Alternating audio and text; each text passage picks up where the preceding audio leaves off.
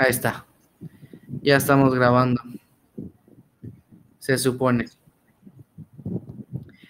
Bueno, familia, pues vamos a comenzar. Vamos a comenzar con esta clase. Ya nos vamos poniendo cada vez un poco más profundos en este estudio de método inductivo. Ahorita, hoy, por primera vez, nos vamos a meter ya al método inductivo como tal. ¿Ok? La primera clase fue de presentación, la segunda de introducción, y ahorita ya nos vamos a meter al método inductivo de manera general, pero para poder aprovechar mejor el método inductivo lo vamos a ver en cada una de sus formas literarias. Ahora, hoy vamos a ver muy general lo que es el método inductivo, pero estas reglas que vamos a ver las tenemos que hasta memorizar, familia, de verdad, no es broma. Porque cuando tú estás estudiando la Biblia, son reglas que te van a ayudar a ti a poder encontrar la correcta interpretación. Énfasis en la singularidad de mi frase. La correcta interpretación. ¿Ok? Es así como funciona. Pero ahorita vamos a hablar un poquito de eso. Vamos a orar, familia, y comenzamos. Señor Jesús, ponemos esta clase en tus manos, sabiendo que tú eres el poderoso y tú eres el asombroso en esta clase, Señor. Es tu palabra la que queremos que nos exhorte, que resalte para nosotros y que este instrumento que estás usando, Señor, pues sea eso, Señor, que tú lo uses, que tú me uses para poder llevar a mis hermanos a esta correcta verdad. Padre, oro por cada uno de ellos, oro también por los que no están. No sé qué estará pasando, Padre, pero pues tú también muévelos allá. Ojalá que no sea nada malo, Señor. Y pues sí, Padre, al final de cuentas, esto es lo más asombroso que podemos hacer, aprender a estudiar tu palabra, aprender a escudriñarla, aprender a sacar las verdades detrás de esta. Lo pongo en tus manos, Jesús. Guíanos con tu Santo Espíritu. Amén. Bueno, buenísimo. Vamos a comenzar.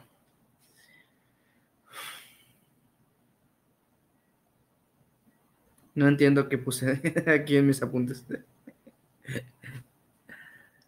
Pero bueno. Bueno, ya. Si se dan cuenta, están estas siglas que parecen símbolos del juego del calamar, ¿va? La O y A. Esto se refiere a observación, interpretación y aplicación. Y están en ese orden porque en ese orden también se estudia. Primero la observación, después la interpretación y de último la aplicación de manera personal. Ahora, también van en un orden de mayor a menor tiempo. La observación es la que más tiempo te vas a dedicar o la que tendrías que dedicarle más. La interpretación también le dedicas mucho tiempo, por un poco menos que en la observación. Vas a interpretar lo que observaste. Y en la aplicación básicamente es la que menor tiempo lleva, porque ya es para llevarlo a un nivel más personal. Ojo, hay una diferencia y espero que ahorita lo hablemos, pero si no lo menciono una vez. No se trata de cómo aplicar, no sé, un pasaje a cualquier cosa, sino cómo aplicarlo a mi vida. Eso es lo que se refiere a aplicación. Porque muchas veces en la misma interpretación vas a ver una aplicación al pasaje. Pero es en la aplicación lo que vamos a ver de qué manera se puede volver esto personal. Porque acuérdate que todo estudio que tú hagas no es para el vecino, no es para mi esposa, no es para mi suegra, es para mí, ¿ok? Todo estudio que tú hagas es para ti, es para tu alimentación. Si después ese estudio se comparte con alguien más, buenísimo. Y lo vamos a ver, ya sabes, hay un capítulo que le vamos a dedicar, una clase que le vamos a dedicar a eso. Pero todo estudio que hagamos, todo desde el devocional hasta el estudio profundo de la palabra, es personal, es para mí. Por lo tanto, también en la aplicación va a ser personal. Pero bueno, después de dar esta pequeña introducción, vamos a comenzar ahora sí que con el libro. Tenemos allá el capítulo 2 en la página 7, si me acompañan en sus libros, en sus manuales, para que vayamos desglosando un poquito estos principios que tienen que quedar claro.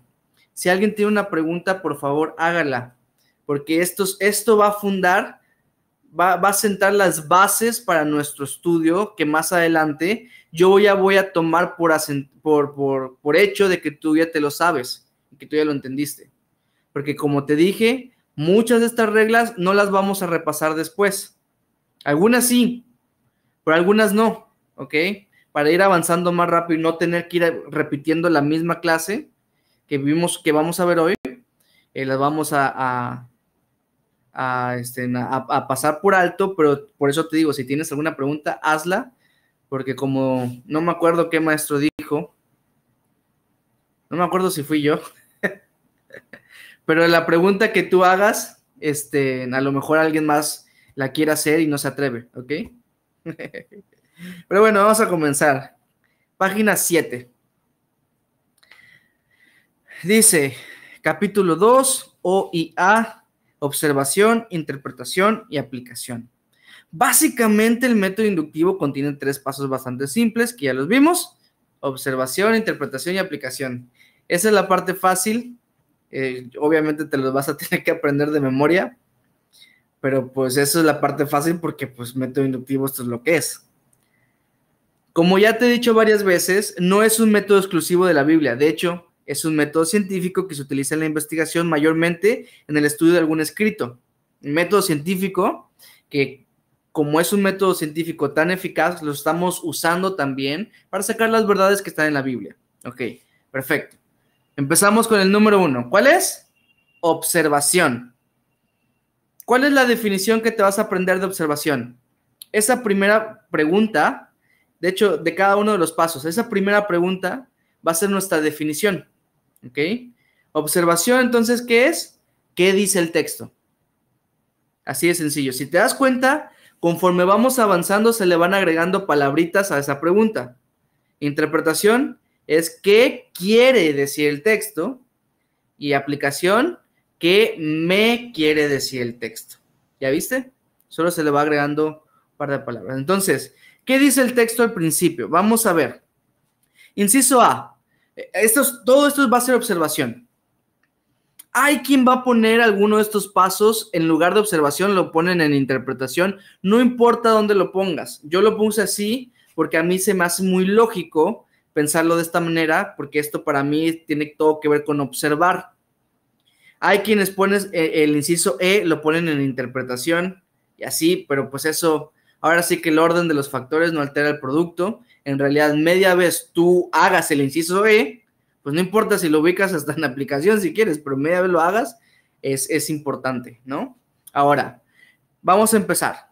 Inciso A, el primer paso de observación es leer el texto cuantas veces puedas. Aquí hay una diferencia entre maestro y maestro. Hay quienes dicen, no, léelo por lo menos 3 veces. No, léelo por lo menos 5 veces. Cuando a mí me lo enseñaron, las 2 veces que me lo enseñaron este método inductivo, me dijeron que lo lea mínimo 10 veces un pasaje. El pasaje que vas a leer, estudiar, lo leas 10 veces. Hay un pastor que conozco, que es bastante conocido, que dice que cada vez que va a estudiar lo lee hasta 100 veces el pasaje. Yo les digo, mira, el número no importa tanto. Les voy a explicar por qué. La lectura se hace para que el texto se te vuelva familiar y puedas ver todos los detalles que a primera instancia no lo ves. Entonces, no es tan importante la cantidad de veces. Si tú dices, llevo 7, me faltan 3. No. Lo importante es que tú lo leas hasta que se vuelva familiar, hasta que ya casi que te aprendas la historia. Que sepas que después de esto, sigue esto, y después esto, y después lo otro. Esa es la realidad, ¿ok? Por eso dije, la cantidad la determinas tú. No va a ser lo mismo para mí, que a lo mejor tengo una retentiva, soy muy visual y lo leo 2, 3 veces y ya. A otra persona que a lo mejor no es tan visual y le cuesta mucho, y a esa persona a lo mejor sí lo va a tener que leer 10 veces o 12. Bueno, Por eso digo, la cantidad la determinas tú. Cuando el texto ya se vuelva familiar para ti, ahí te detienes y ya pasas al siguiente paso. ¿Ok? Vamos bien, va. Yo creo que estamos muy bien ahorita. Cada vez que lo vas leyendo una nueva vez, vas observando diferentes detalles que no observaste la primera vez. Por eso se hace, ¿ok? Inciso B, el segundo paso, ¿cuál es? Determina el tipo de texto. Aquí ya vas a necesitar, a ver, que me llegan notificaciones de Telegram mientras estoy aquí, ¿cómo le hago? Cierro la aplicación, no se cierra la videollamada si cierro la aplicación.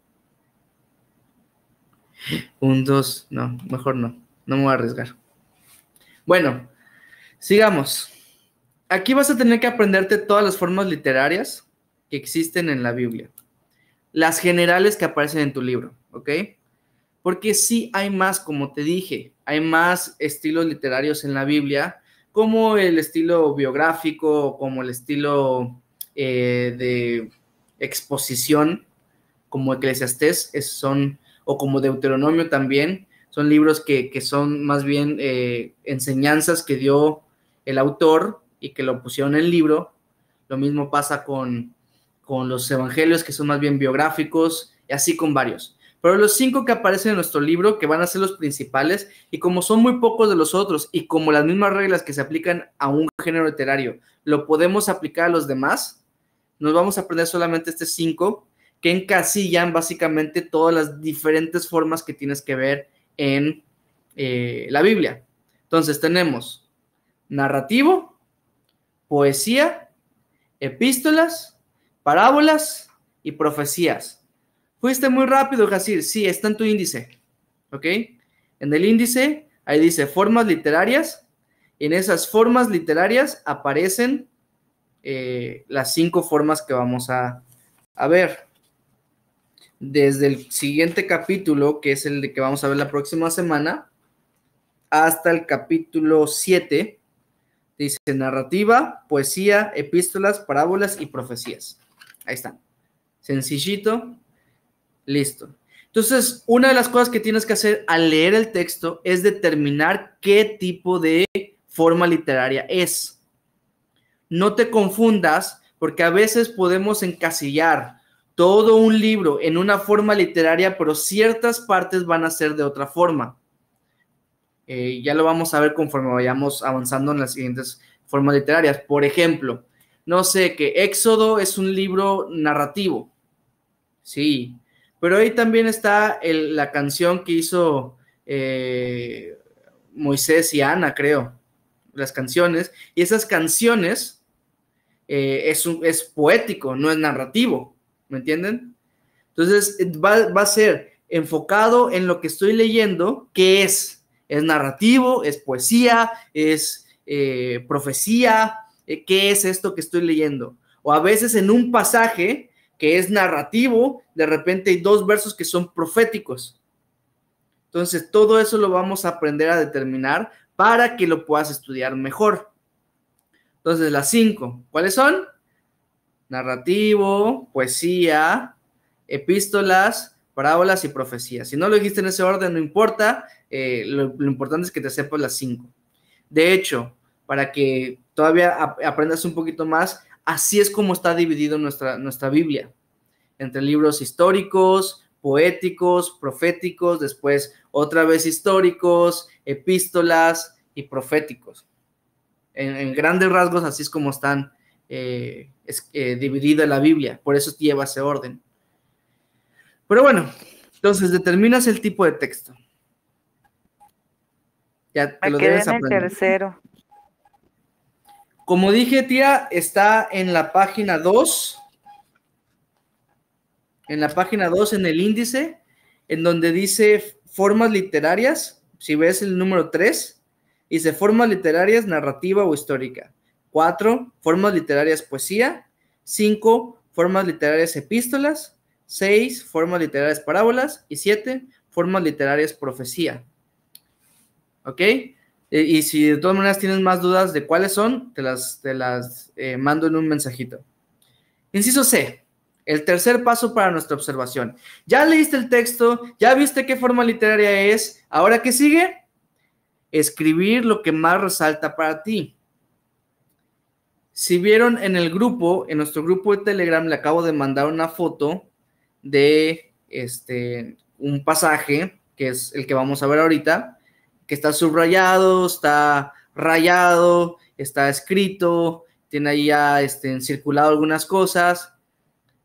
Si tú eres de los que dicen, es que yo no rayo mi Biblia, está bien, no rayes tu Biblia, pero anota en una libreta todo lo que resalte para ti.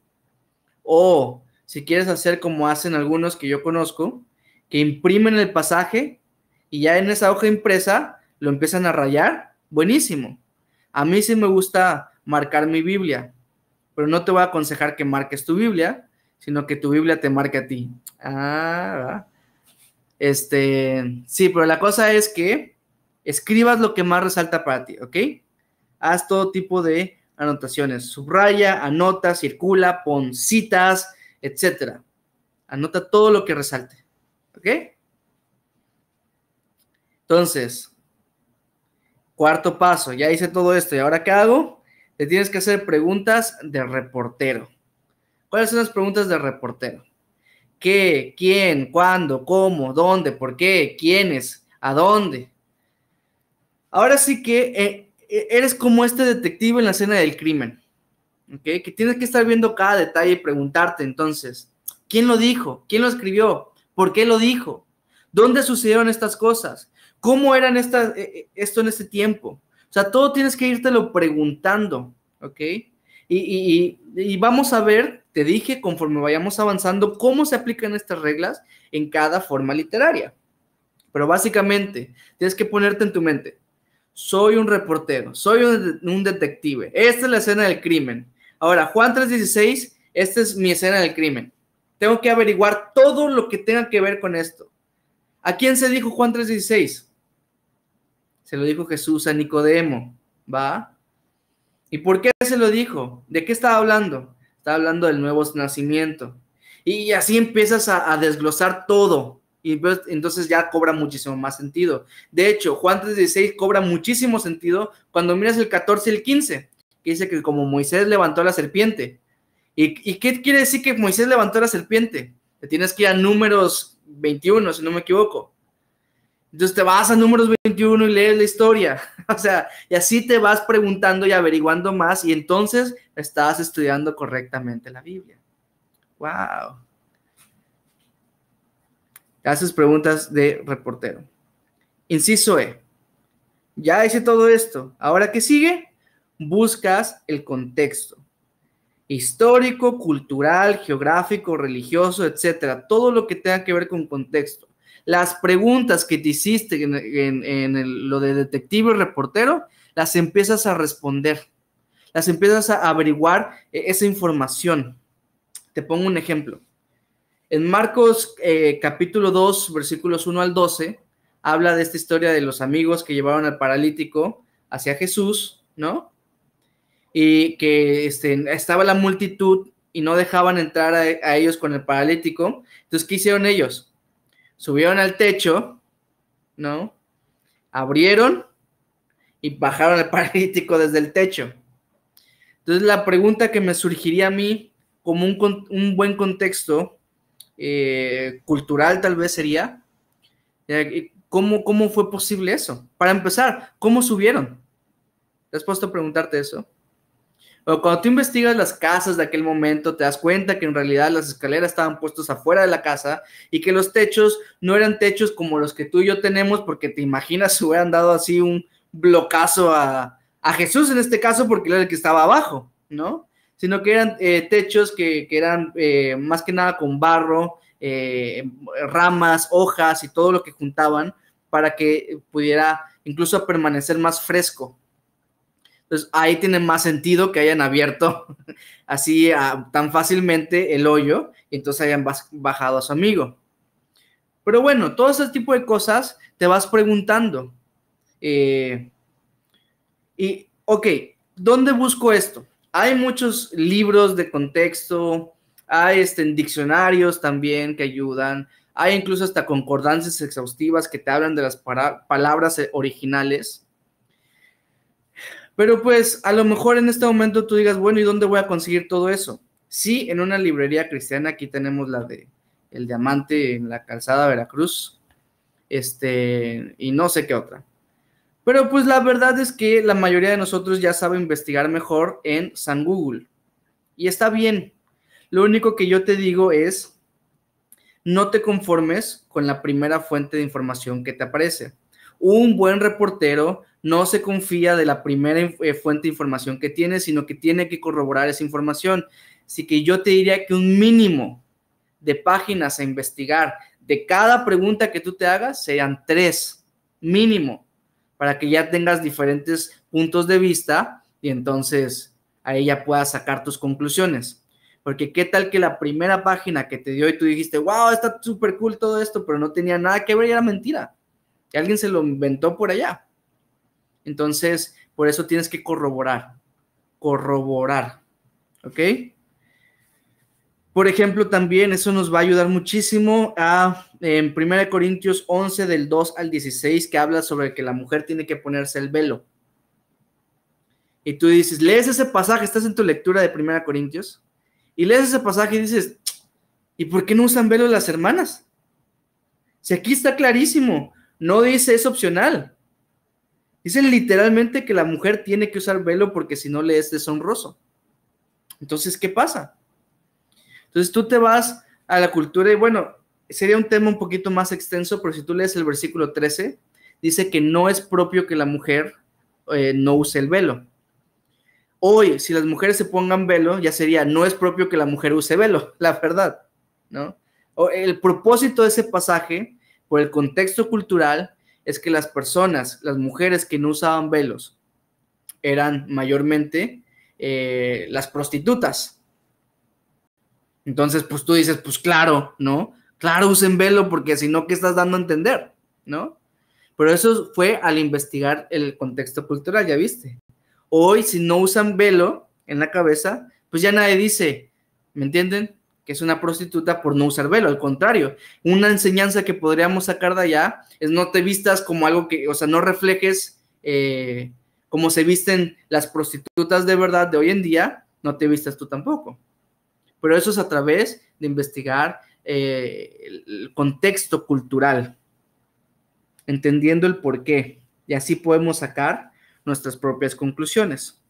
Otra cosa de contexto que te tienes que tomar en cuenta al estudio de los evangelios, por ejemplo, es que las personas, hasta que llegó Jesús y enseñó lo que enseñó, no sabían que el Mesías iba a ser Dios, sino que pensaban que iba a ser un siervo de Dios hasta hoy en día. Alguien que iba a venir, alguien mandado por parte de Dios a reinar. Entonces, obviamente, cuando tú empiezas a estudiar y dices, qué bobos, porque no sabían que Jesús era Dios. No, hombre, pues era lo cultural, pues, ¿no? Era un proceso que ellos tenían que encontrarse. Cuando se encontraron con Jesús, tenían que entender todo esto y era algo difícil de entender porque toda su cultura decía lo contrario. Y así, podemos seguir hablando de ejemplos y ejemplos y ejemplos de cómo el contexto te ayudará a entender mejor el pasaje. Y todavía tengo muchísimos más ejemplos para los demás puntos. Entonces, ves, al observar básicamente lo que tú tienes que hacer, es como si te metieras a ese tiempo, ¿ok? La historia que estés haciendo, la historia que estés trazando, de repente ves a un David versus Goliat. Y te da la Biblia las medidas de Goliat, que si no me equivoco al traducirlo en nuestras medidas, eran como 3 metros. Si no me equivoco, puedo equivocarme. Entonces, imagínatelo. Ve algo que mida 3 metros y digas, todo eso medía Goliat. ¿Ya sabes? O sea, y David, pues básicamente medía lo que yo, más o menos, según la tradición. Entonces, cuando lo miras así, dices, órale, ¿no? Contra ese monstruo se aventó David. Tú lo que tienes que hacer al leer la Biblia es meterte en la situación en la cual están sucediendo dichos sucesos. Entonces, ahora sí que al observar tienes que tratar de ver cada detalle que está pasando en el texto. Hasta aquí, ¿preguntas? Ya vamos un tercio de nuestro método inductivo. Adelante, mi amor. Nada más que sí. Digamos, el punto D y el E están medio enlazados, ¿verdad? O sea, no es como que de alguna manera se pueda dividir, sino que es más bien como que, pues sí, porque Sí, si me pregunto te dónde, entiendo. entonces estoy buscando el contexto cultural, por ejemplo, o Claro, cosas así. geográfico. Sí, definitivamente. Te Gráfico. entiendo. Yo quisiera decir que todos los puntos están enlazados. Todos van así en una escalerita. Y sí, definitivamente podría ser parte de un mismo punto. Creo que eso es lo que estás diciendo. Y sí, pueden ser parte del mismo punto donde en una preguntas y en la otra respondes. Sí, definitivamente, ¿no? Correcto. Solo que para poder profundizar más, tal vez por eso los dividimos en dos. Y de hecho, en las siguientes formas literarias vas a darte cuenta de cómo estos se puede profundizar en su sentido individual en cada uno de los puntos. Pero ya vamos a ver. Pero sí, completamente pueden ser parte del mismo punto en el cual uno pregunta y otro responde. Es que a veces algunas preguntas no son del todo del contexto, ¿no? Como por ejemplo, ¿a quién se lo dijo? No es tanto un contexto histórico, cultural, social, religioso, ¿no? Pero a lo mejor, no sé, Jesús se lo dijo a un fariseo y el contexto ya va a ser que es un fariseo, ¿no? Entonces ahí te vas a buscar un contexto religioso de los tiempos de Jesús. Pero sí, definitivamente. Ahora, vamos entonces a la interpretación. ¿Hay alguna otra pregunta en cuanto a observación? Como te dije, al momento de observar es donde más intensa va a ser tu investigación. ¿Ok? Al momento de interpretar, ya vas a buscar el significado de lo que investigaste. Pero por eso es que en la observación te vas a detener más tiempo. Algunas personas dicen que hasta el 80% de tu estudio es observación. No sé si estoy de acuerdo con eso, pero sí creo en ese énfasis de que tienes que observar bastante para poder sacar mejor tu estudio, para que sea más profundo y más rico, sí tienes que observar demasiado, ¿ok? Sí tienes que observar mucho e investigar, investigar, investigar. Pues si esto se llama método de estudio, pues tienes que estudiar un montón. O sea, no sé qué pensabas que te iba a decir, pero pues tienes que estudiar. La Biblia se hizo para estudiarse, pues. Entonces, vamos a pasar ahora a la interpretación. Si observación es qué dice el texto, interpretación qué es. ¿Qué quiere decir el texto? Como te dije ya, y déjame repetirlo, en uno investigas y en otro le das significado a lo que investigas. Entonces, aquí viene la parte, tal vez la parte más esencial del estudio, porque la parte más importante tal vez sea la aplicación y cómo lo apliques a tu vida, pero la más importante en cuanto a estudio es esta, es la interpretación. ¿Ok? ¿Qué quiere decir el texto? Dice, ya llegó WhatsApp familia, por cierto. No se distraigan, perdónenme por distraerlos. Me distrajo a mí.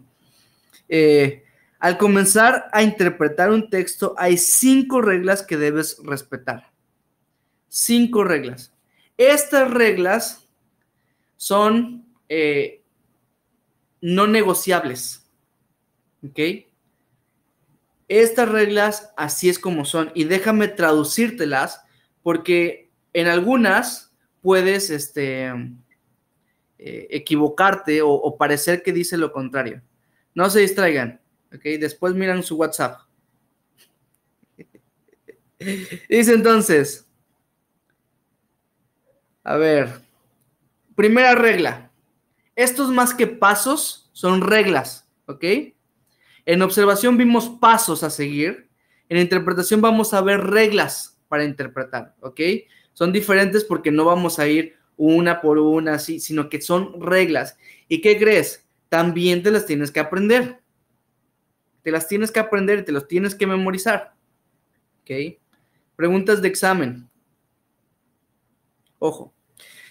Primera regla entonces. Existe una sola interpretación. Hasta allá. Hay que encontrarla, pues es como que el extra, ¿va? ¿Cuántas interpretaciones de la Biblia hay? Una sola. Como te puse ya, la frase, cada quien lo interpreta como le parezca, es falsa y hasta me atrevería a decir que es satánica.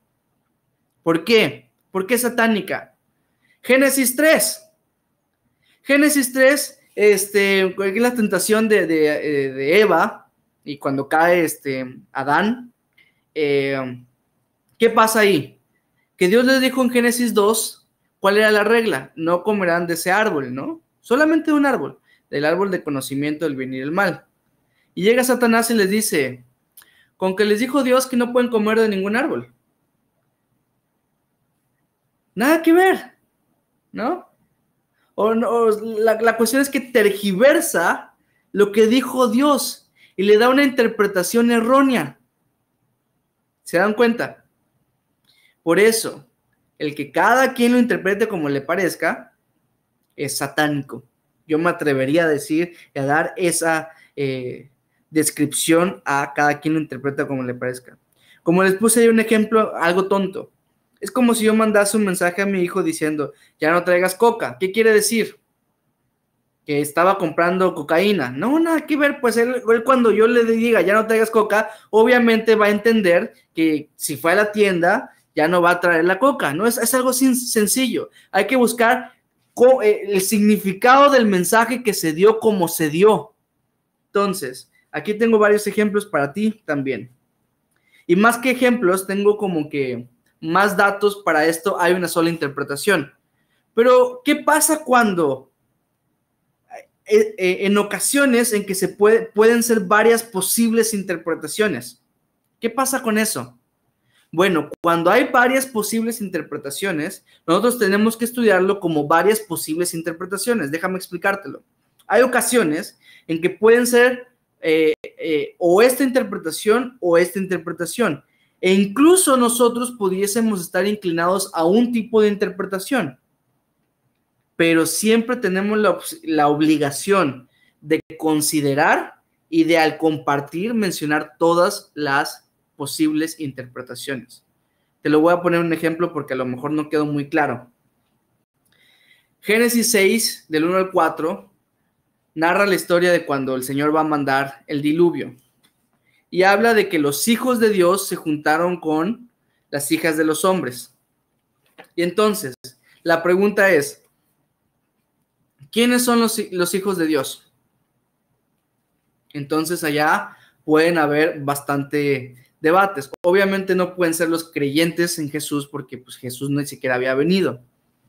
Pero hay posibles interpretaciones. Por ejemplo, hay quienes dicen que los hijos de Dios son los ángeles por un pasaje en Job que dice que estaban, ahora sí que la voy a parafrasear porque no recuerdo exactamente lo que dice, que estaban los hijos de Dios llegando al cielo después, y pues obviamente ahí, entre ellos estaba Satanás, dice algo así, y ahí se está hablando de los ángeles.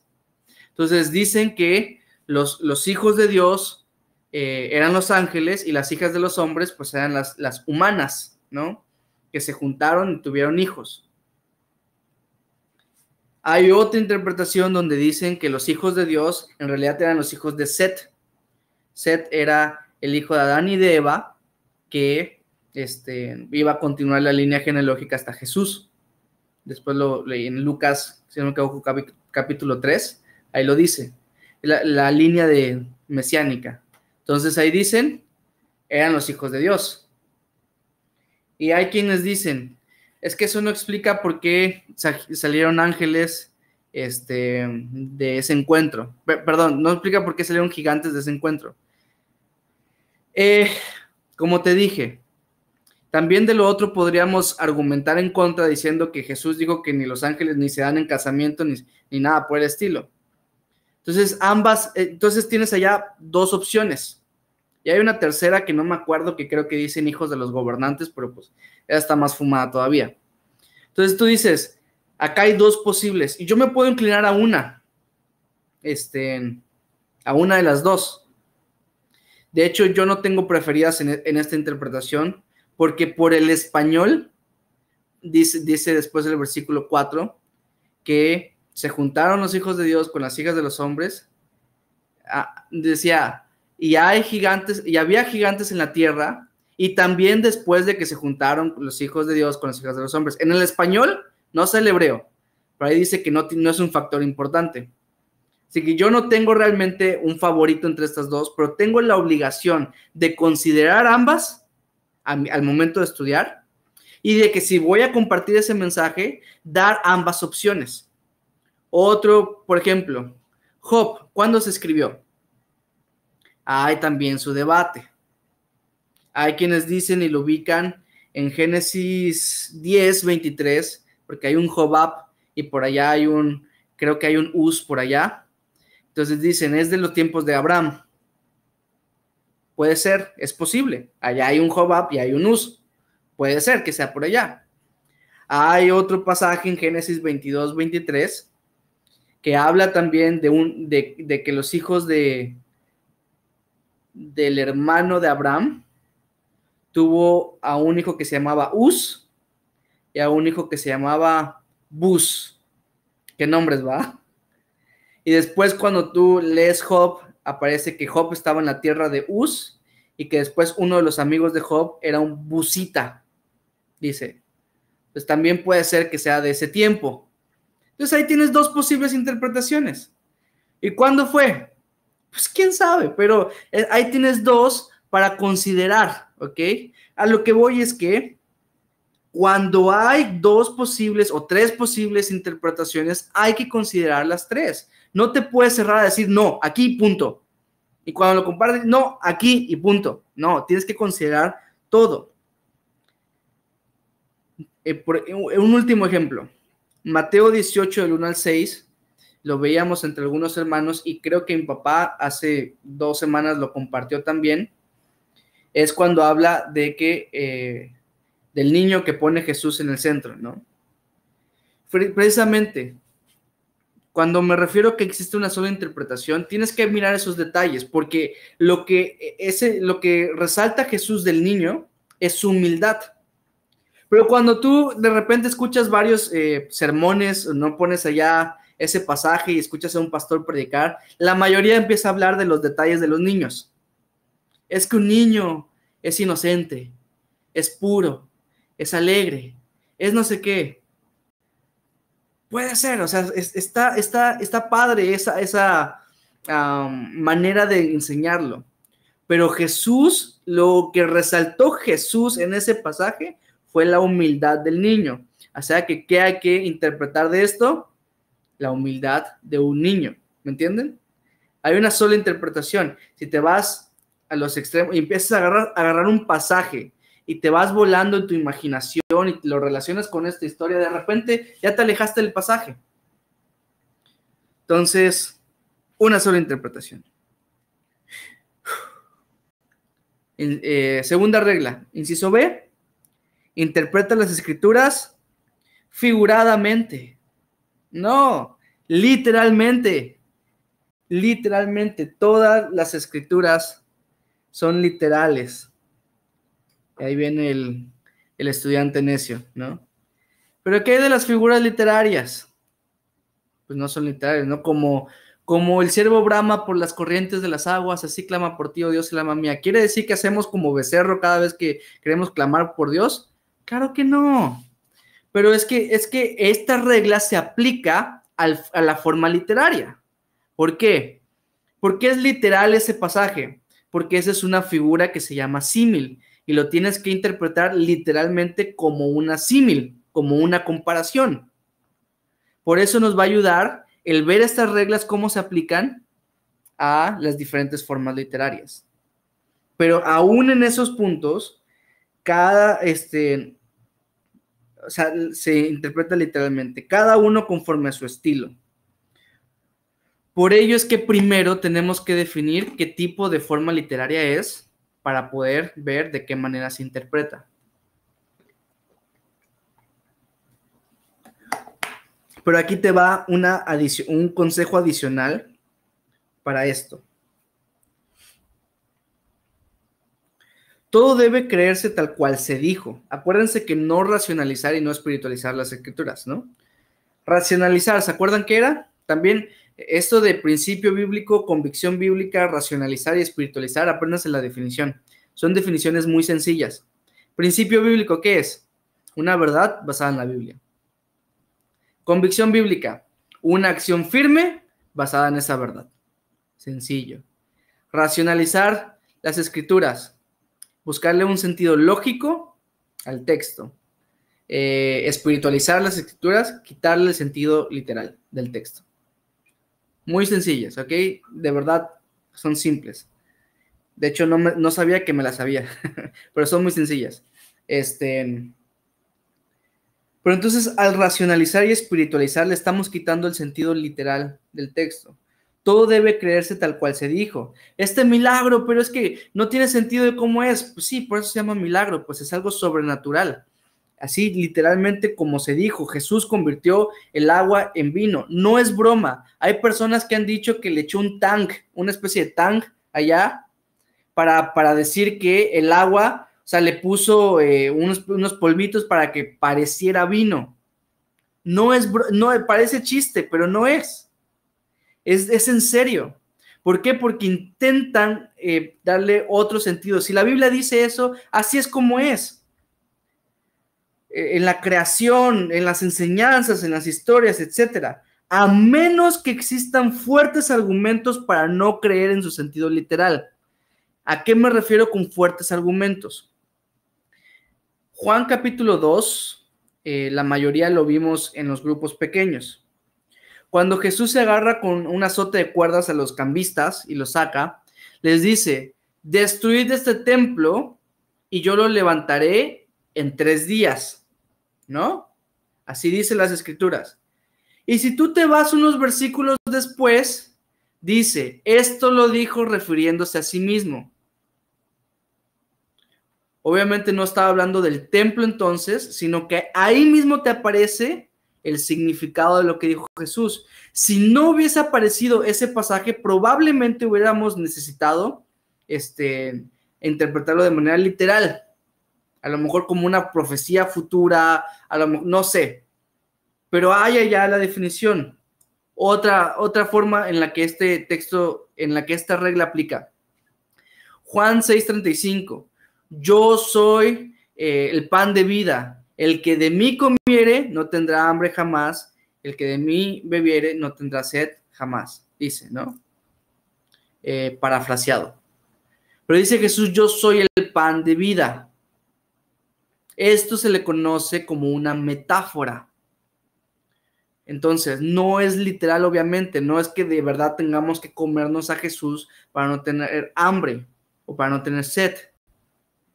Perdónenme si soy muy, hasta pareciera cínico, pero es que de verdad hay errores que parecen chiste, pero a esos errores podemos llegar a cometer, ¿ok? Pues por eso les estoy haciendo este tipo de menciones. Pero ven, como obviamente Jesús no es un pan que se puede comer, entonces nos obliga el mismo texto a ver de un sentido no literal. Pero incluso ya hay una enseñanza literal, que necesitamos a Jesús para que dentro de nuestro ser ya no volvamos a tener hambre y no volvamos a tener sed jamás. Y tal vez una enseñanza muchísimo más profunda de esto. Pero se dan cuenta, siempre interpreta las escrituras literalmente. Ahora, ¿qué pasa si me topo con algún simbolismo? Ahí estamos hablando. Intenté que todos fueran con C, pero en la de orar no pude hacerlo con C, la verdad. Iba a poner comunícate o algo así, pero pues iba a ser demasiado forzado, ¿no? ¿Qué pasa si me topo con algún simbolismo? Consulta. Habla con alguien que tenga más sabiduría. De verdad. Algunas veces no lo hacemos por soberbios. Esa es la realidad. Porque no hay buenos argumentos para no hacerlo. A veces no lo hacemos porque nos gana el orgullo de decir, yo puedo, yo puedo. Ora, pídele al Espíritu Santo que te revele el significado. ¿Qué pasó? ¿Qué son los simbolismos?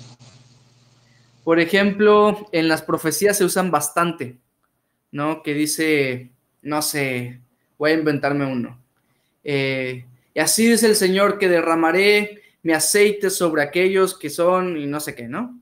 Es un símbolo, el aceite en ese caso vendría a ser un simbolismo porque no literalmente va a derramar un aceite en la vida de los demás, el Señor, sino que a lo mejor en este sentido el aceite pueda simbolizar al Espíritu Santo que va a ser derramado en las demás personas. Pero no te preocupes porque cuando lleguemos a profecías y a poesías vamos a hablar de estos simbolismos. ¿Ok? ¿Qué pasa entonces si me topo con algún simbolismo que no entiendo? Primero consulta, pregúntale a alguien que tenga más sabiduría.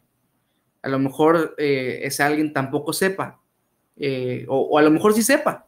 Entonces ahí ya la libraste, ya encontraste el correcto significado. Ahora, pídele al Espíritu Santo que te revele el significado. Créeme que el más interesado en que tú llegues a la correcta interpretación es Dios, ni siquiera eres tú. Entonces, cuando tú se lo pidas de todo corazón, Él te va a ayudar a encontrar ese significado. Compara, busca en las escrituras otras veces que aparezca este simbolismo. Esto puede resultar de mucha ayuda. Ojo, no siempre. No siempre el mismo simbolismo significa lo mismo en un lugar y en otro, pero algunas veces ayuda. Así que ve buscando citas que parezcan. Por ejemplo, les voy a poner un ejemplo. ¿Cómo que no siempre? En Juan capítulo 2, Jesús convierte el agua en vino, ¿verdad? Y en esa historia particular, podemos llegar a pensar, es que el vino simboliza la sangre de Jesús. Si tú interpretas el vino en esa historia como la sangre de Jesús, la historia no tiene mucho sentido. Es que el vino, porque en pasajes como la Santa Cena, el vino representa la sangre de Cristo. Es que el vino simboliza, no sé, lo que quieras. Pero en esa historia específica, y por muchas razones que hoy no vamos a ver, simboliza, a ver, espérate, si no está en esa una tarea y ya te voy a decir la respuesta. Si está en una tarea, ya lo siento, no te la voy a decir. Que lo diga, que lo diga. Que lo diga. Juan 2, no es cierto, pero ya te dije, ya no te lo voy a decir, pero en esa historia, simboliza otra cosa, pero ya te dije que no simboliza la sangre de Cristo. Pero los que estuvieron en mi grupo pequeño ya la libraron porque ahí les di toda la interpretación de ese pasaje. Y última cosa que hacer con los simbolismos, está en la página 8. Continúa. No siempre vas a poder entender todo. Van a haber cosas que a lo mejor no lo vas a poder entender. Sigue estudiando los siguientes pasajes. Hay más cosas que el Señor te quiere revelar. A lo mejor esta la vas a poder entender después, ya que tengas más entendimiento de las Escrituras. No te estanques en uno con una actitud necia como de que tengo que, porque entonces te limitas a ver lo que el Señor quiere para ti. Si hay algo que no entiendes, a pesar de que ya te lo explicaron, a pesar de que ya oraste, a pesar de que ya lo comparaste, pues mejor continúa y sigue al siguiente pasaje. Vas a ver que en un futuro el Señor te lo va a revelar. Sigue adelante. Tercera regla, ¿cuál es? Una de las favoritas porque ya vi que la repiten mucho. La Biblia interpreta a la Biblia. Ahora, qué bueno que ya se la saben, pero ¿qué significa que la Biblia interpreta a la Biblia? Ese es el punto. Yo creo que este ejemplo que te puse acá es uno de los ejemplos mejores que te pude haber dado, o sea, que hay en la Escritura, de que la Biblia interpreta a la Biblia. ¿Por qué? Porque Mateo 11, 13 y 14 y Juan 1, 21 no nos dan, al leer solamente esos dos pasajes, tú dices, a lo mejor la reencarnación sí es posible. La mera neta. Porque Elías se reencarnó en Jesús. Pero cuando lees Lucas 1, 17, ¿cuál es la conclusión? Que Jesús vino con el espíritu de Elías. Y esto es una referencia porque se había profetizado que Elías que iba a regresar hablando del Mesías, ¿ok? Es una referencia de que Jesús es el Mesías. Muchas de las cosas que te estoy dando como ejemplos a lo mejor las vas a descubrir cuando ya las estudies por ti mismo, ¿ok? Pero La cosa es que cuando cuando te encuentras con un pasaje, imagínate que tú estés en Mateo 11, 13 al 14 y tú digas, la reencarnación, ¿por qué no investigas todas las demás veces en la que se compara a Cristo con Elías? Y entonces ahí ya te vas a descubrir qué es lo que significa que Jesús haya venido como el Elías. ¿Me entiendes? Porque la Biblia va a interpretar a la Biblia. ¿De dónde voy a sacar los mejores, para sacar las mejores conclusiones? De la misma Biblia. Ahora, otros ejemplos. Hay algunas doctrinas que no vas a encontrar un versículo que diga tal cual. Por ejemplo, no vas a encontrar un versículo que diga la salvación no se pierde. No hay un versículo que diga eso. Pero hoy sabemos que la salvación no se pierde. ¿Cómo? A través de varios pasajes de la Escritura. No vas a encontrar un solo versículo que hable de la triunidad de Dios. No hay.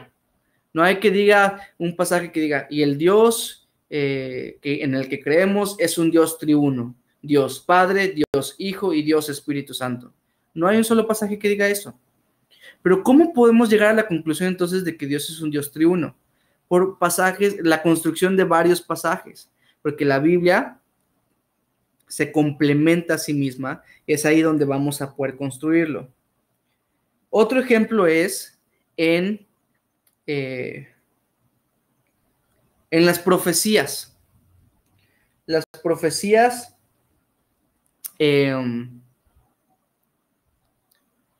perdón, es que me llegó un mensaje y me distraje. En las profecías que había en el Antiguo Testamento, que después vemos cómo se cumplen en el Nuevo Testamento. Y generalmente en nuestras Biblias hay citas en la parte de abajo. En algunas vienen en los mismos textos. Ahí puedes ver, por ejemplo, que si te está diciendo, y esto se dijo para que se cumpliese lo dicho por el profeta, no sé qué. Y ahí puedes ir al mismo pasaje. O viceversa. Estás leyendo el Antiguo Testamento y dice, ¿qué quiere decir que concebirá a la Virgen y que dará a la luz un hijo y le llamaremos a su nombre? Y ahí te aparece el pasaje que está en Mateo, que dice que esta profecía se cumplió aquí, a través del nacimiento virginal de Jesús. Entonces así podemos ver cómo la Biblia se va complementando, etcétera. ¿Ok? La Biblia, sobre todo en las doctrinas esenciales, nunca vas a encontrar una doctrina que solo aparezca en un versículo. Siempre van a tener que haber varios versículos que lo digan, porque la Biblia se interpreta a sí misma. Inciso D. Cuarta regla, que es muy parecida a la anterior, pero que es esencial que la veamos aparte. El Nuevo Testamento tiene primacía sobre el Antiguo Testamento. Sí, toda la Escritura es inspirada por Dios y toda nos es útil. Pero todo el Antiguo Testamento tenemos que interpretarlo con base del Nuevo Testamento. Y esto es de suma importancia porque por eso hay tantas desviaciones en diferentes iglesias hoy en día. Así que es muy importante que lo entendamos, ¿ok? Muchas doctrinas que toman del Antiguo Testamento que no fueron escritas para la iglesia. En el Antiguo Testamento no existía la iglesia. En el Antiguo Testamento, el protagonista, digámoslo terrenalmente, fue Israel. Y no somos, nosotros no somos Israel. Porque de repente hay estos hermanos creyentes en Jesús que no comen carne de puerco, que no comen cochinita. ¿Por qué? Porque la Biblia dice que no se debe comer el puerco y solo se dedican a comer alimento kosher. ¿Por qué hacen esto? Lo sacaron del Antiguo Testamento, pero no interpretan esa regla que aparece en el Antiguo Testamento con base del Nuevo Testamento. Es ahí donde fallan, porque hay personas que aún celosamente guardan el sábado. No me malentiendan, yo de verdad creo que, como dice la Biblia, todos los días son santos. Hay quien juzga todos los días por igual. Y nosotros nos reunimos domingos porque sabemos que es el día que el Señor resucitó y es de alguna manera estamos celebrando el hecho de que Cristo haya resucitado. Pero hay quien guarda celosamente y dice, no, es que ese es el día santo del Señor, que dice que debemos guardar.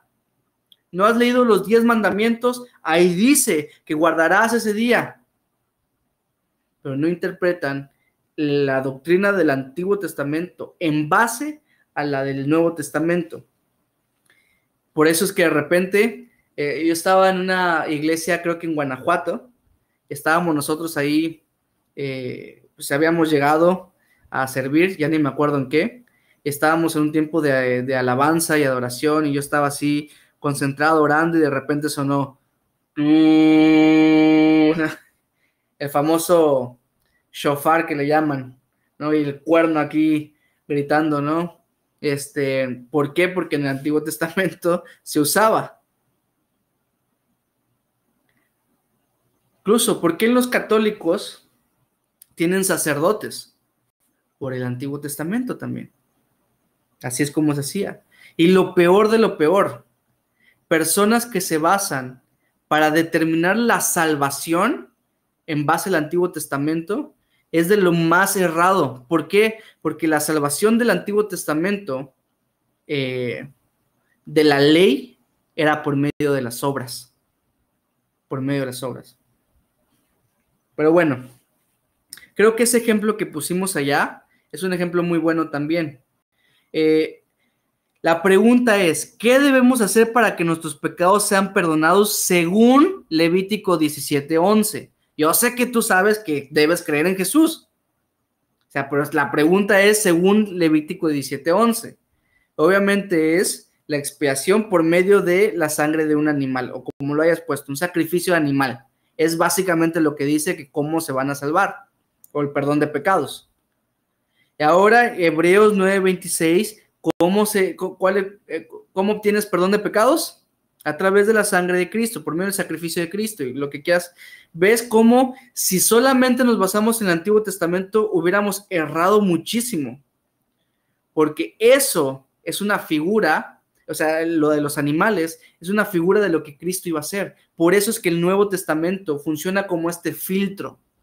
Todo lo que tú vayas a ver en el Antiguo Testamento, todo tiene que pasar por el filtro del Nuevo Testamento. Todo es regla. No porque el Antiguo Testamento lo diga, lo vamos a tomar por ley. Al contrario. Y sí, al tú estudiar el Antiguo Testamento, hay grandes enseñanzas, hay cosas majestuosas, hay de verdad una delicia ahí. Siempre y cuando lo pases por el filtro del Nuevo Testamento. Así es como funciona. ¿Clarísimo? La última regla. Donde la Biblia calla, nosotros callamos. Para tatuarlo en nuestro corazón.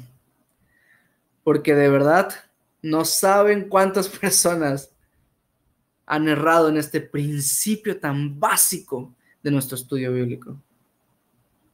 Y ya saben, les voy a poner ejemplos. No asumas nada. No asumas cosas. De verdad no lo hagas.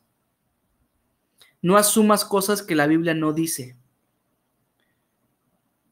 Yo personalmente, y te lo digo así, nunca he sentido mi fe tan firme que ahora que cuestiono todo.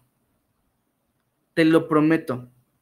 Que ahora que pongo en tela de juicio si la salvación es así, y lo comprobé por medio de la Escritura, cómo es la salvación bíblica a través de poner nuestra fe en Jesús, ¿verdad? Empecé a cuestionar todo de la iglesia, todo de las tradiciones, no más tradiciones, no porque alguien te dijo que es así, es que a mí mi pastor me dijo, es que a mí, donde yo estaba, así lo hacían, y es que pueden haber estado equivocados. No hay que asumir simplemente porque alguien así nos lo enseñó, así es como debe ser. Al contrario, seamos como los de Berea. Y eso es curioso. Muchas personas oran por los hermanos de Berea y cuando aparecen y empiezan a cuestionar todo, dicen, no, ya no. Mejor que escuchen todo lo que yo digo y ya. No, hombre. Al contrario, seamos estudiosos para que no nos lleven por cualquier viento de doctrina, dice la Escritura. Por ejemplo, Lot, el sobrino de Abraham. No saben cuánto es criticado el pobrecito Lot. Recriticado. O sea, porque se fue a Sodoma y así, tú no debes caer en el mundo, porque Segunda de Pedro 2:7 dice que el justo Lot afligía todos los días su alma por ver las cosas que pasaba en Sodoma. La Biblia lo llama justo y tú lo llamas pecador. ¿Por qué? Porque asumes las cosas. Si la Biblia no condenó, Dios nunca condenó a Lot. Y dijo, es que Lot estaba mal por esto, Lot. No, la Biblia no hay un solo pasaje. Al contrario, cuando tú investigas de Lot en la Biblia, aparece ese pasaje que Pedro dice que fue justo. Lot fue justo. El que decidió por sus ojos fue justo. Otro pasaje más denso que también pasa, pero no tanto. Lázaro, yo en una de mis clases del Instituto Bíblico, esto se llevó toda una clase y después todo el almuerzo y después, sí, personas buscando respuestas a preguntas que nadie hizo.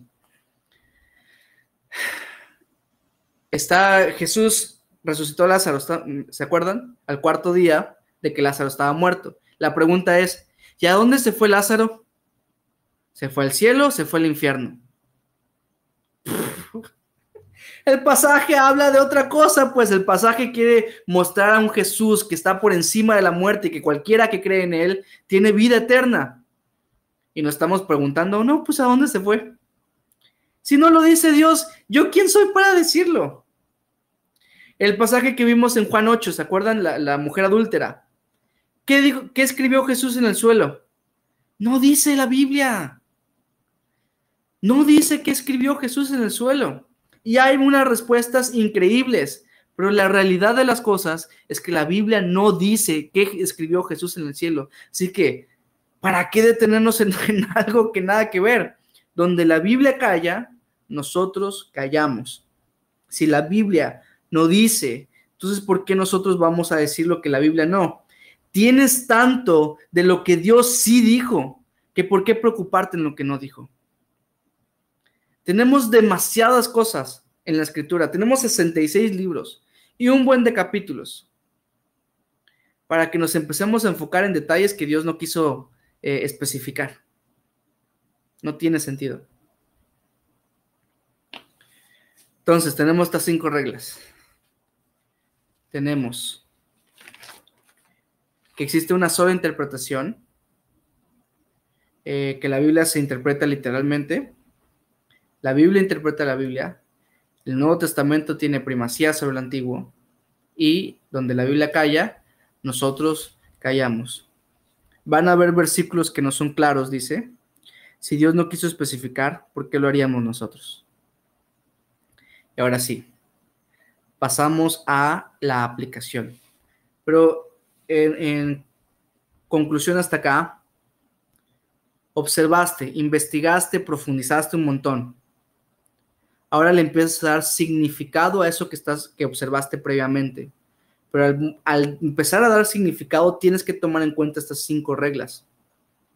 Porque si no, te vas a empezar a buscar un significado a lo que Jesús escribió, cuando en realidad nada que ver con eso. O le empiezas a buscar significado a los sacrificios del Antiguo Testamento, cuando no tienen que ver con nosotros. O a lo mejor sí, pero esos sacrificios, míralos con el enfoque del Nuevo Testamento y se vuelven unos estudios hermosísimos. Pero tienes que tomar en cuenta estas 5 reglas. El último paso del método inductivo, la aplicación.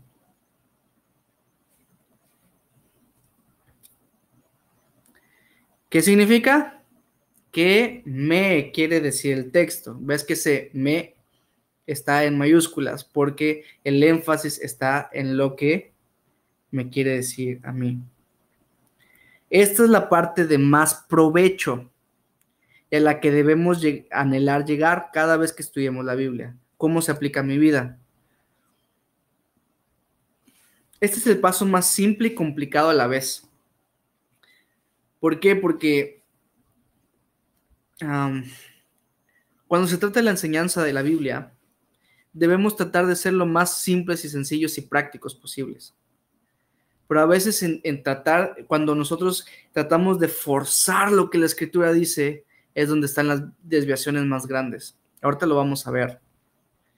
Pero dice, y es el que más se determina por la actitud a la que vengo con la palabra de Dios. Si yo vengo con soberbia, no hay una aplicación.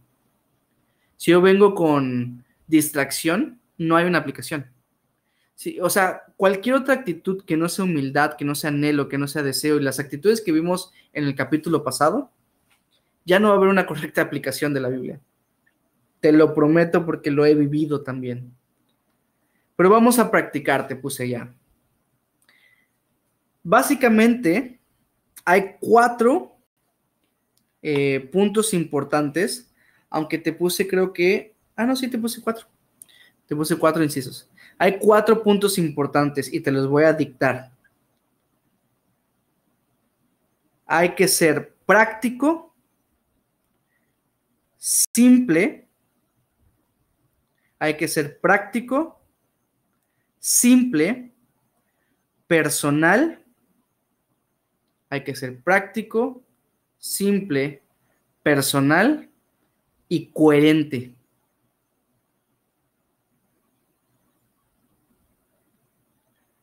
Práctico, simple, personal y coherente. Práctico, pues porque la palabra de Dios es así, es útil para nuestra vida cotidiana. Hay que ser práctico y llevarlo a la práctica. Hay que ser simples. Hay que ser personales. Eso es muy importante. Muy importante ser personal en lo que escribes.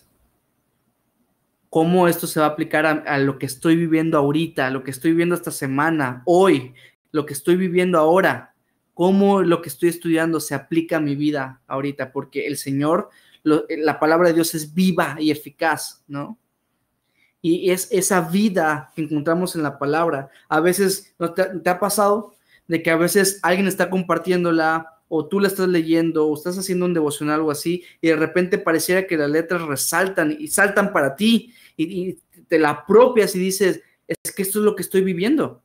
Es porque la palabra de Dios es viva. Por eso hay que ser personales. No está bien solamente decir, pues sí, hay que amar mucho a Jesús. No. Hay que llevarlo a puntos más específicos en nuestra vida. Hay que llevarlo a esos puntos, porque ¿cómo vas a experimentar que lámparas a mis pies tu palabra y lumbrera mi camino? Lámpara a mis pies no habla del sol pues alumbrando, porque ahí se ve todo el camino. Es lámpara a mis pies. Literalmente es para mostrarme el siguiente paso. ¿Te das cuenta de lo práctico y personal que tiene que ser la palabra de Dios? Que te está mostrando los siguientes pasos en tu vida. Coherente. ¿Por qué coherente? Porque como dice ya el inciso D, tienes que aplicar lo que interpretas. Eso que llevaste estudiando un buen rato, eso que llevaste observando e interpretando, eso es lo que tienes que aplicar.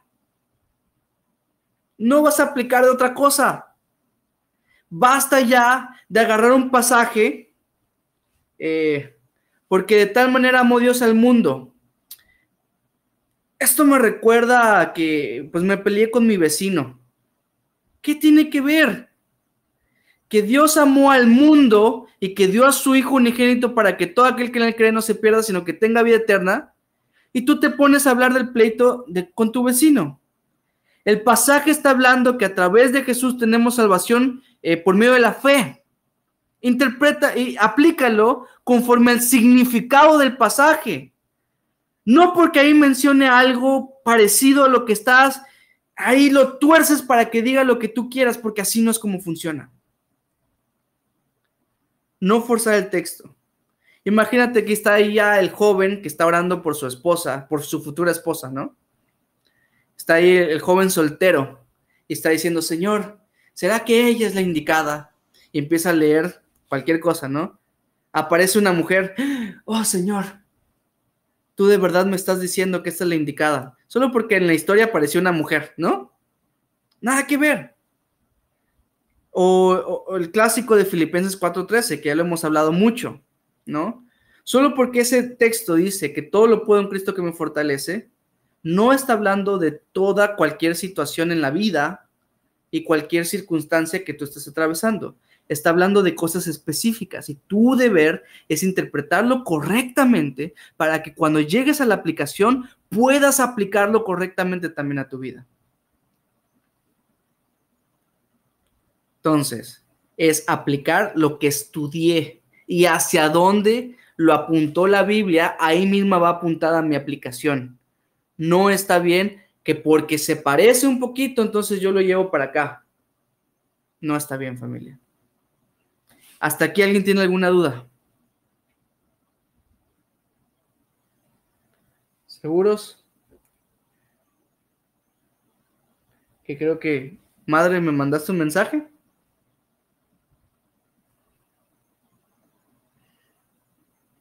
Bueno. Entonces, para terminar, ya vamos a terminar.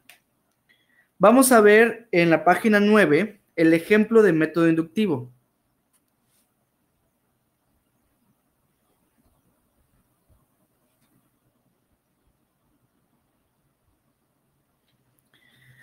Perdón si me extendí, es necesario que sepamos las bases de esto porque ahorita los últimos 10 minutos de clase los vamos a poner en práctica, pero vamos a ver.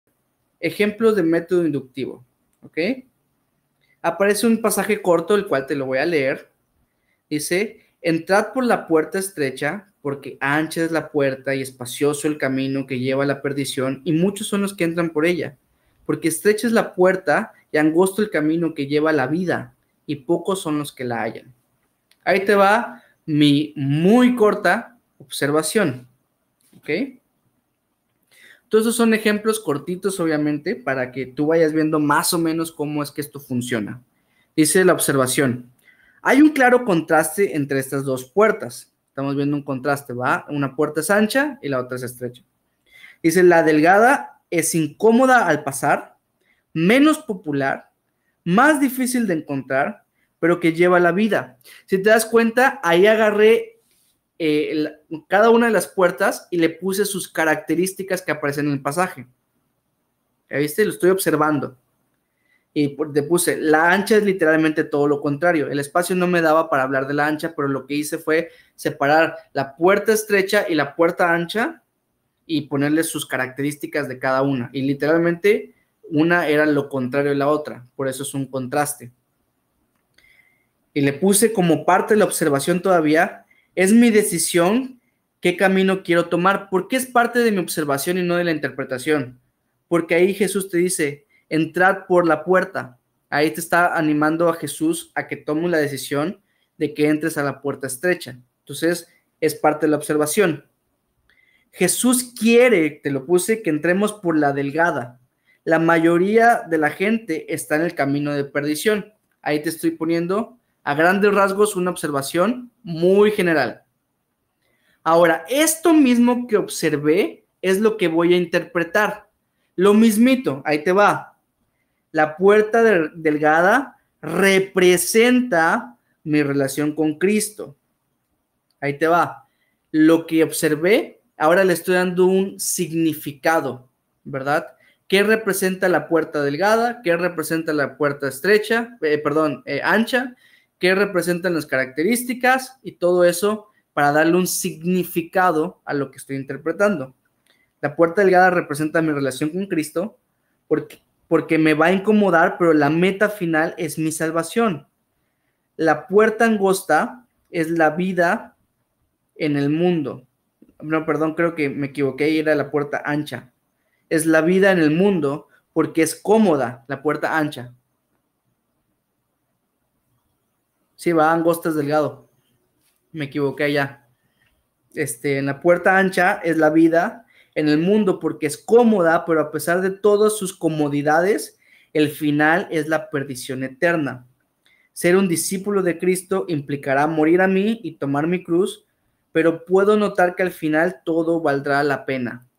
¿Ya viste? Le di un significado a cada una de las cosas que decía el pasaje. Ahora adivinen qué. a esto que observé y esto que interpreté lo voy a aplicar a mi vida. A lo mejor no tendré una vida sin problemas, pero encontraré la vida de Cristo. Hasta allá es una aplicación muy general. Ahora, lo voy a pasar a un nivel más personal. Puedo notar en los muchos problemas que estoy padeciendo en este momento, obviamente no los puse específicos, ¿va? Que tengo una meta y una ventaja sobre las demás personas a mi alrededor, que esto es Cristo. Yo decido seguir a Cristo. Ahí va. Muy simple y muy general. Obviamente de estos pasajes se han hecho grandes estudios y profundos. Pero de un nivel muy simple y muy general, ahí tienes observación, interpretación y aplicación. Hasta aquí, ¿alguna pregunta? Seguros porque ya lo van a hacer ustedes. Y luego, ¿qué onda? En la página 10 dice práctica en clase.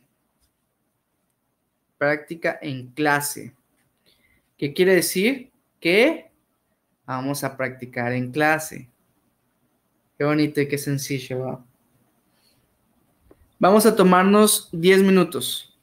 ¿Juancho va a hacer alguna pregunta? Ah, bueno, perfecto. Vamos a tomarnos 10 minutos. Yo te dije que si querías investigar un poquito el pasaje, lo podías hacer para que en este momento te sirviera. Si no, no pasa nada, ¿ok? No te voy a exigir ahorita que hagas una gran exégesis y un gran estudio bien profundo, porque pues no es el caso, ¿verdad? Ahorita lo que vas a hacer es simplemente agarrar este pasaje, observar lo que puedas, interpretar lo que observaste y aplicar lo que interpretaste. Acuérdense, va en ese orden. Es una escalerita. Entonces, tampoco lo leas 15 veces porque se te van a pasar los 10 minutos leyendo nada más. ¿Va? Entonces, ahí observa lo que puedas, interpreta eso que observaste y aplica eso que interpretaste. Vamos a tomarnos 10 minutos. Son las 6:27, 6:37 terminamos esta actividad.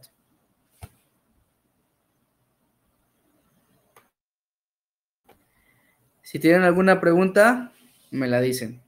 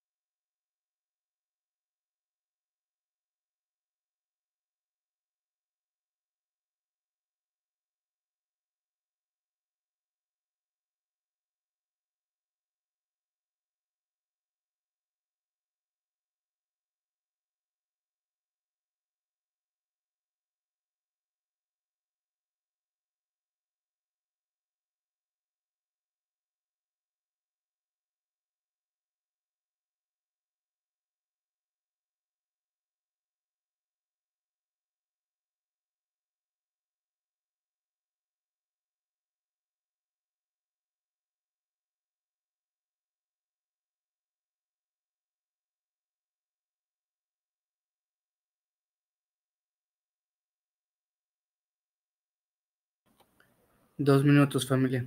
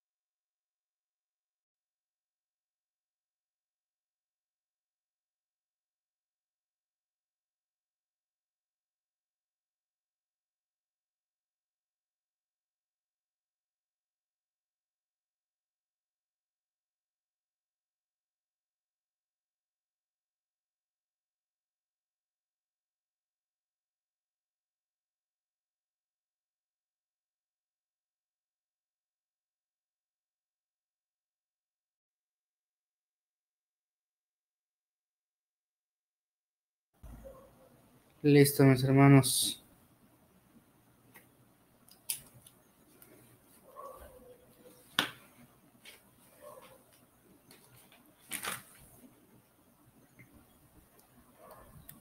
Aquí va para la primera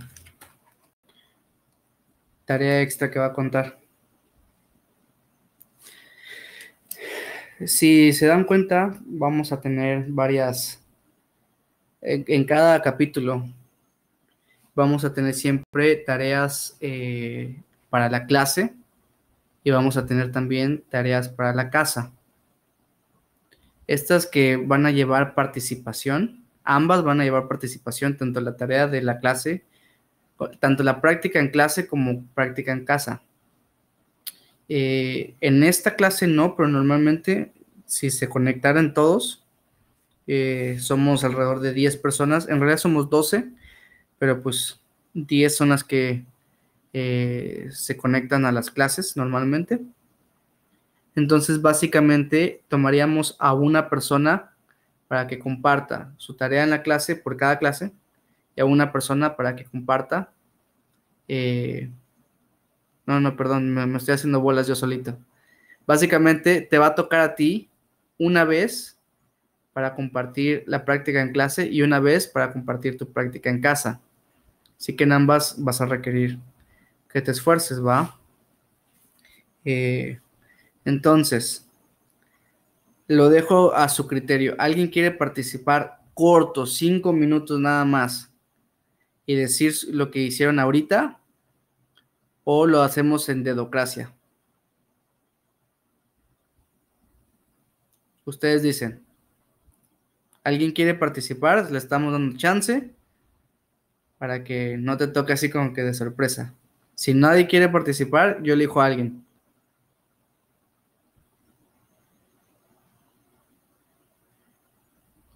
Hermana Alma. Va. Yo me aviento. Fortísimo. Ok. Observación. Precisamente estudiando un poquito, como nos recomendaste la clase pasada, nos diste ahí algunas preguntitas, como para un previo. Aquí, bueno, lo que nos está mostrando, este pasaje, lo que nos narra es este momento en el cual están Jesús con los discípulos y entran a esto que se llama el mar de Galilea, que en realidad es un lago, no es un mar, es un lago de agua dulce, y es un lago, que tiene, no es muy grande, es de 21 kilómetros de extensión, Es algo así como de el doble de Bacalar, para que se den más o menos una idea. Es como del doble del tamaño de la laguna de Bacalar, más o menos, más que más gordito, no tan alargado.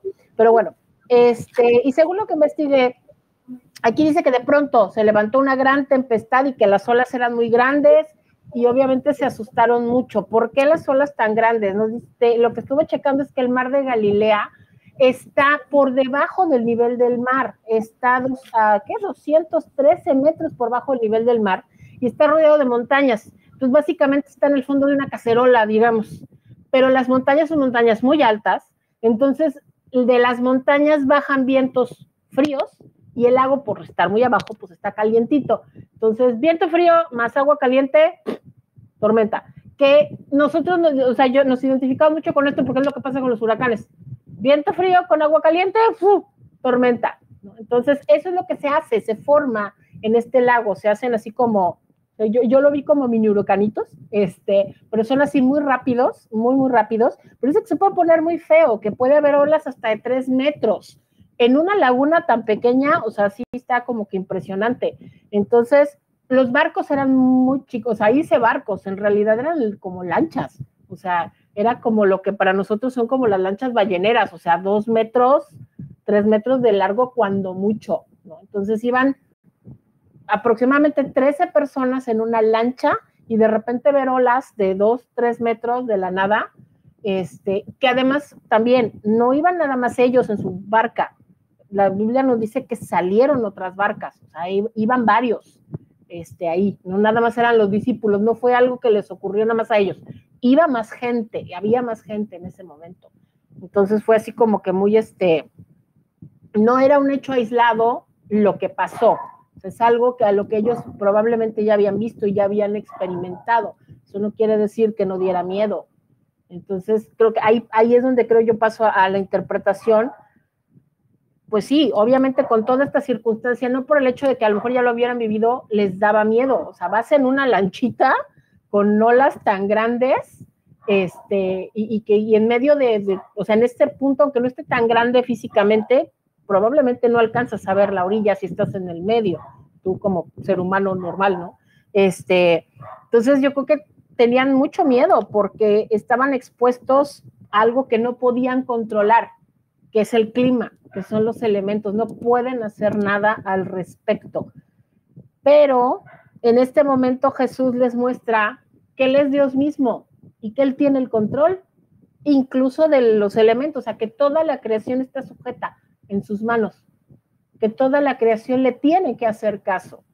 Y aquí no solamente los discípulos, todas las personas que estaban en los demás barcos debieron de haberse dado cuenta y debe de haber sido una impresión así tremenda, que de pronto todo se calmara solamente porque Él habló. O sea, es una demostración enorme de que Jesús es Dios mismo. Aplicación para mí, la aplicación para mi vida es, creo yo en este momento, es que no debo dejarme llevar por mi humanidad, por mi temor, por mi inseguridad ante las cosas que no puedo controlar. Hay circunstancias que no puedo controlar, hay situaciones que no puedo controlar, que yo no puedo hacer nada. Y si yo me quedo sentada en mi temor, me voy a hundir. O sea, voy en un barquito que se va a hundir si me quedo en mi temor. Pero entonces tengo que confiar en quien he creído y tengo que confiar en el hecho que Jesús es Dios y Él tiene todo bajo control. Todo se le sujeta a Él. Él no va a dejar que mi barco se hunda. Él no me va a dejar a mí hundirme porque yo he creído en Él, porque le he entregado mi vida. No me va a dejar hundirme. Él puede controlar lo que yo no puedo controlar. Ya. Buenísimo. Buenísimo, buenísimo, buenísimo. Sí, definitivamente. Gracias por participar. Miren, ahorita esta va a ser la tarea, ¿ok? La tarea es desde la página 11. Ahorita voy a hacer un comentario más al respecto. Hasta la página 15. De la 11 a la 15. Ya saben, tienen que leer, tienen que ir a los pasajes, tienen que llenar las preguntas. Y en la página 16 está la próxima tarea, pues, la próxima práctica en clase. Si igual quieren investigar un poquito antes de la clase para que en estos 10 minutos, que ya vieron que es muy poco tiempo, lo puedan resolver con más tranquilidad, adelante, háganlo, no tengo problema, pero la tarea es de la página 11 a la 15, ¿ok? Esa es la única que me tienen que mandar. Ahora, con respecto a lo que acabamos de ver, la demostración, completamente. De hecho, ¿qué iba a decir? Iba a decir que cuando nosotros empecemos a compartir, yo voy a tratar de darles una crítica constructiva de lo que acaban de decir, ¿ok? Tal vez no en la práctica en clase, porque es entendible que solo tienes 10 minutos y que a lo mejor no vas a poder profundizar, pero en la práctica en casa, que vas a tener más tiempo, en la persona que le toque compartir, que van a ser todos, sí te voy a dar una crítica constructiva para que pues tú puedas ir viendo detalles que a lo mejor tú no observas porque tú lo hiciste, ¿no? A veces el problema es que tenemos las cosas así y pues no lo vemos, pero las demás personas que están a nuestro alrededor sí lo pueden ver. Entonces, eso es lo que vamos a hacer. Vamos a tratar de observar lo que tú no viste y todo eso. En la práctica en clase, tómate un poco más relax, porque yo entiendo que tienes muy poquito tiempo. Entonces, en la práctica en casa, ahí sí métele más, ¿ok? Ahí sí investiga un poco más. De hecho, pues hasta para que vean que sí soy buena onda, les puse un pasaje demasiado parecido. El Mateo 4 es otro suceso muy parecido a este suceso que acabamos de ver en Marcos 4. Perdón, Mateo 14, en Marcos 4. Son muy parecidos, es otra tormenta diferente. Y en donde también un dato que puedes notar es que en Marcos 4:41 se preguntan, ¿quién es este? ¿Ya viste? Y entonces en Mateo 14:33 responden, verdaderamente es el Hijo de Dios. ¿Ya vieron? Qué hermoso eso. Y así, obviamente estamos empezando a tomar método inductivo, así que probablemente no te vaya a salir al 100 y yo voy a tratar de ser mucho más misericordioso porque pues es entendible que apenas estás empezando a descubrir el método inductivo. Y así. Si tienen alguna duda, hablen ahora o callen hasta la próxima clase. O mándenme allá un WhatsApp o un Telegram para que se las pueda resolver. ¿Tienen alguna duda que quieran hacer ahorita? De la práctica en clase, se te puede mandar para que más o menos veas si le vamos entendiendo y así. Sí, claro. Claro, sí, de hecho, qué bueno que me dices eso, para que también me manden esa. Así que tómenla desde una página antes, desde la página 10 hasta la página 15, ¿ok? O sea, esa ya la tienen resuelta, solo tómenle foto y me la mandan, para que lo tome ahí en cuenta, y todo eso. Acuérdense de tratar de ser simples. La Biblia fue escrita para personas simples. O sea, tampoco traten de profundizar y decir, no, es que aquí simboliza, quién sabe. No, hagan las cosas sencillas, así como nuestra hermana nos dio un maravilloso ejemplo de cómo vieron, o sea, súper sencillo y muy práctico, ¿no? Así las tormentas, en las pruebas, lo que yo no puedo controlar, fueron cosas que sacó del mismo pasaje. Exactamente así es como debemos estudiar la escritura. Hay una cosa más. Pero bueno, ya cuando se me acuerde se las hago saber. Si no se me acuerda ahorita es porque no es importante seguramente. Sí, mándenmelo. Bueno, ¿vas, Juancho? Tengo una pregunta. ¿Cuál es la tarea extra? ¿La qué? ¿Tarea extra? Ah, el compartir. Ah, ok. Cuando, por ejemplo, te toque a ti, esa va a ser tu tarea extra, pues, que compartas. Porque en nuestro criterio de evaluación les puse que tarea extra también tenía un valor. Esto sería la tarea extra, digamos, el que compartas tu tarea Ok. en estos capítulos. Porque después van a haber otros capítulos que son diferentes, pero en estos capítulos van a hacer esto. Ya me acordé, ¿qué les iba a decir? En el pasaje que acabamos de ver de Marcos 4, ¿cuándo empieza la lluvia?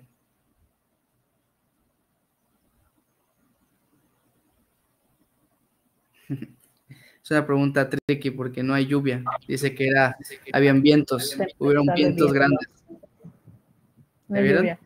Ujú. Igual, sí, eso es muy importante porque como estamos hablando de tormentas, dices, y entonces empezó la tormenta y llenó la barca y que no sé qué, y tú ya te malviajaste acá, como cuando dicen, y Pablo cuando estaba, se cayó del caballo, o estaba yendo, la Biblia nunca dice que había un caballo, pues, tal vez es un poco lógico porque estaba yendo en carretera, pero a lo mejor no, o sea, a lo mejor fue en uno de esos tramos donde estaba caminando y simplemente cayó al suelo, ¿ya ven? O que Jonás se lo tragó la ballena. Dense cuenta de esos detalles que la Biblia dice, para que no digan cosas de más. En estos ejemplos que te acabo de decir, no son blasfemia, pues, no son cosas que afectarían el significado, pero así de poquitas desviaciones te puedes caer en un error que entonces sí sea bastante grande. ¿Ok? Dios les bendiga. Cualquier cosita, me mandan allá mensajito. Esta clase sí se demoró algo, pero pues era necesario porque estamos introduciendo al método inductivo. Ya las demás nos vamos a enfocar más bien en los géneros literarios. Descansen. A ver cómo detengo la grabación. ¿Quieres detener la grabación? Sí.